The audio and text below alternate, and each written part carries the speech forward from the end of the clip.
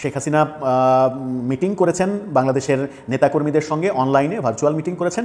সেই মিটিংয়ের একাধিক অডিও বাজারে চলে এসেছে, সামাজিক যোগাযোগ মাধ্যমে ভাইরাল হয়েছে।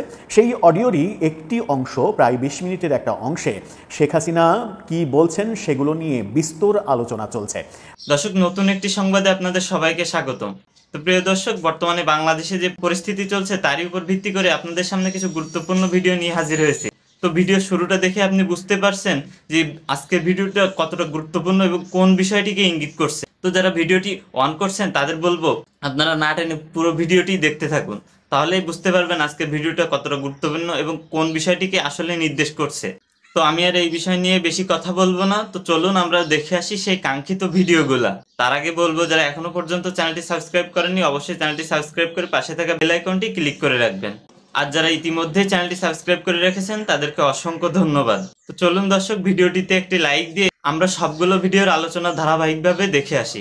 দর্শক, সাবেক প্রধানমন্ত্রী শেখ হাসিনার একটা সর্বশেষ অডিও আলাপ নিয়ে গত 2 দিন থেকে বিস্তর আলোচনা চলছে।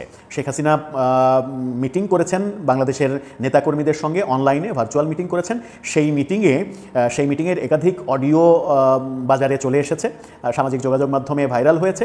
সেই অডিওরই একটি অংশ, প্রায় 20 মিনিটের একটা অংশে শেখ হাসিনা কি বলছেন সেগুলো নিয়ে বিস্তর আলোচনা চলছে। শেখ হাসিনা এখনও নিজেকে বাংলাদেশের বৈধ প্রধানমন্ত্রী হিসেবে আবারও দাবি করলেন এবং দাবি করে তিনি কি বললেন, কি নির্দেশনা দিলেন, যার ফলে বাংলাদেশ পুলিশের গোয়েন্দা সংস্থা সতর্ক হয়ে গেল। বাংলাদেশের প্রত্যেকটা থানাতে সতর্কবার্তা চলে গেল যে বাংলাদেশে আওয়ামী লীগ যেন কোনো ধরনের কোনো প্রস্তুতি নিতে না পারে ঢাকায় জড়ো হয়ে বড় ধরনের শোডাউন করার। সেই ব্যাপারে পুলিশ তৎপর হয়ে গেল। শেখ হাসিনার সেই কথাগুলো কি ছিল, কোন কথার ভিত্তিতে এত আলোচনা হচ্ছে, শেখ হাসিনা কি বললেন, সেই আলোচনাই করবো এই ভিডিওতে। থাকবেন পলিটিক্স টিভির নিয়মিত আয়োজনে।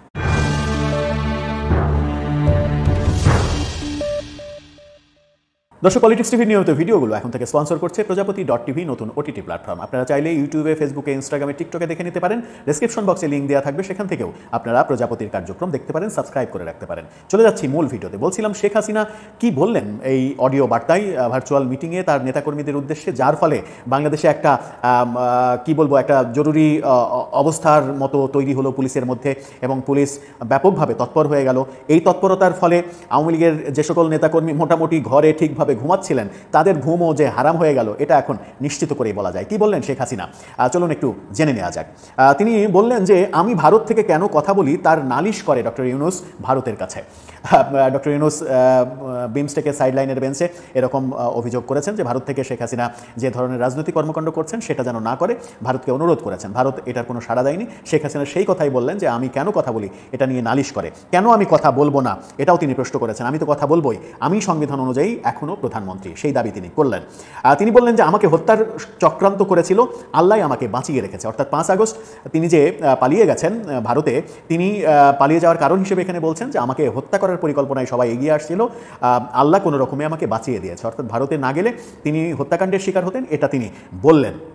তিনি বললেন যে আল্লাহ আমাকে বাঁচিয়ে রেখেছে কারণ ডক্টর ইউনূসের বিচার হবে বাংলার মাটিতেই। অর্থাৎ ডক্টর ইউনূসের তিনি বিচার করতে চান, শুধু ডক্টর ইউনূসের না, এই তার উপদেষ্টা, সমন্বয়ক যারা এই আন্দোলন করেছে তাদের সবার বিচার তিনি বাংলার মাটিতেই করতে চান। আদতে সেই সুযোগ তিনি পাবেন কিনা সেটা যদিও একটা প্রশ্ন, কিন্তু তিনি সেই দাবি করলেন। তিনি বললেন তার ওই চিরাচরিত যে কথা, তিনি কি করেছেন, কি উন্নয়ন করেছেন, সেই উন্নয়নের ফিরিস্তিও বেশ সময় ধরে তিনি বলেছেন যে কোটা আন্দোলন থেকে হুট করে এক দফা আন্দোলনের রূপ নিল। এটা ডক্টর ইউনূসের মেটিকুলাস ডিজাইনের একটা অংশ। কারণ ডক্টর ইউনূস ট্যাক্স ফাঁকি দিয়েছে 1100 কোটি টাকা, 660 কোটি টাকার মামলায় তার রায় হওয়ার কথা 6 আগস্ট, 2024 সালের 6 আগস্ট আদালতের রায় হওয়ার কথা ছিল। তার আগে 5 আগস্ট ঘটানো হলো, এটা ইউনূসেরই পরিকল্পনা, এমনটা তিনি বললেন। অর্থাৎ ডক্টর ইউনূস 6 আগস্ট আদালতের রায়ের থেকে বাঁচার জন্য এই পরিকল্পনাটা অনেক দিন আগে থেকেই করছিলেন এবং 5 আগস্ট তার চলে যাওয়ার মধ্য দিয়ে ডক্টর ইউনূসের পরিকল্পনা সাকসেসফুল হয়েছে, এমনটা শেখ হাসিনা বলার চেষ্টা করলেন। তিনি বলেছেন সরকারি এসেও ডক্টর ইউনূস নানা ব্যবসা হাতিয়ে নিয়েছে। ডক্টর ইউনূস সরকারি এসেও নানা রকমের ব্যবসা করছেন এমন কথা বলার চেষ্টা করছেন। বলেছেন ট্যাক্স মওকুফ করে নিয়েছে, নিজের সমন্বয়করা শত শত কোটি টাকার মালিক হয়েছে, 1000 টাকা খরচ করার যাদের সামর্থ্য ছিল না তারা এখন শত শত কোটি টাকার মালিক হয়েছে। তিনি আবেগ আপ্লুত হয়ে বলেছেন যে বঙ্গবন্ধুর 32 নম্বরের বাড়ি যেখানে স্বাধীনতার সূতিকাগার সেটা ভেঙে দিল তারা। ট্রাস্টে সেই বাড়ি আমরা দান করেছিলাম, সেটা তো আমাদের ব্যক্তি মালিকানাধীন বাড়ি ছিল না, আমরা তো কিছুই রাখিনি, ওটা ট্রাস্টে দান করেছি, তারপরেও সেই বাড়িটা তারা গুড়িয়ে দিল, এমনটা তিনি বলেছেন। বঙ্গবন্ধু স্যাটেলাইটের নাম পরিবর্তনের প্রসঙ্গে তিনি বলেছেন যে বঙ্গবন্ধু স্যাটেলাইটের বডিতে লেখা আছে বঙ্গবন্ধু স্যাটেলাইট, যেটা মহাকাশে উড়ে গেছে। সেই মহাকাশে উড়িয়ে যাওয়া স্যাটেলাইটটা মহাকাশ থেকে নামিয়ে এনে ওর নাম কিভাবে চেঞ্জ করবে ডক্টর ইউনূস? মাটিতে মুখে মুখে নাম চেঞ্জ করলে তো আর বঙ্গবন্ধু স্যাটেলাইটের নাম পরিবর্তন হয়ে যাবে না, সেটা স্যাটেলাইটের গায়ে লেখা আছে বঙ্গবন্ধু স্যাটেলাইট 1, সেই কথাটা তিনি বলার চেষ্টা করেছেন।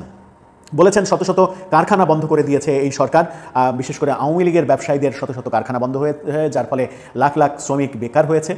বেকারত্বের ফলে মানুষের মধ্যে হতাশা নেমেছে, চুরি ডাকাতি বেড়েছে, এমন কথা বলার চেষ্টা করেছেন তিনি। এবং বলেছেন সবই ডক্টর ইউনূসের মেটিকুলাস ডিজাইনের অংশ। তিনি এটাও বলেছেন যে পদ্মা সেতুর টাকা, বিশ্বব্যাংকের যে টাকা, সেই টাকা যখন ষড়যন্ত্র করে ডক্টর ইউনূস বন্ধ করে দিয়েছিল তখন থেকেই তার এই মেটিকুলাস ডিজাইন শুরু, তখন থেকে সে ডিজাইন করে আসছিল এবং সর্বশেষ 5 আগস্টে সে সফল হয়েছে। তিনি এটাও বলেছেন ডক্টর ইউনূস প্যারিসে $2 বিলিয়ন বিনিয়োগ করেছে, বাংলাদেশে কেন 1 টাকাও বিনিয়োগ করেনি? বাংলাদেশের টাকা নিয়ে গিয়ে বিদেশে সে মিলিয়ন মিলিয়ন ডলার সে ইনভেস্ট করছে, এত টাকা সে কোথা থেকে পেল সেই প্রশ্নও তিনি বলেছেন আওয়ামী লীগ যারা করে তাদের হাজার হাজার ছেলে মেয়ে তাদের লেখাপড়া বন্ধ হয়ে গেছে, তারা স্কুল কলেজে যেতে পারছে না, তাদের ভবিষ্যৎ অন্ধকার হয়ে গেছে, মুক্তিযুদ্ধের স্মৃতি মুছে ফেলার মেটিকুলাস ডিজাইন চলছে, এমন কথাও তিনি বলেছেন। শেখ হাসিনা যে এত কথা বললেন, এই কথার পরিপ্রেক্ষিতেই কি পুলিশ বিশেষ সতর্কতা জারি করলো? যেটা আমরা আরেকটা ভিডিওতে স্পষ্টভাবে বলেছি যে পুলিশ একটা বিশেষ সতর্কতা জারি করেছে। সারা দেশের প্রত্যেকটা থানায় আওয়ামী লীগ আগামী 1 সপ্তাহের মধ্যে সারা বাংলাদেশ থেকে প্রতিটা ইউনিয়ন গ্রাম থেকে ঢাকায় এসে ঢাকায় বড় শোডাউনের চেষ্টা করছে, যে গোয়েন্দা রিপোর্টের ভিত্তিতে পুলিশ অ্যাকশনে নেমে পড়েছে, এমন তথ্য আমরা আপনাদেরকে জানিয়েছি। দর্শক, আপনার কি মনে হয় শেখ হাসিনার এই ভাষণের ফলেই কি পুলিশ সতর্ক হয়ে গেল এবং শেখ হাসিনার এই ভাষণের ফলেই কি আওয়ামী লীগ যারা করে সেই সকল নেতাকর্মীরা আবার বিপদের মুখে পড়বে, আবার গ্রেপ্তার, জেল, জুলুমের ভেতরে পড়ে যাবে? আপনার মতামত জানিয়ে লিখতে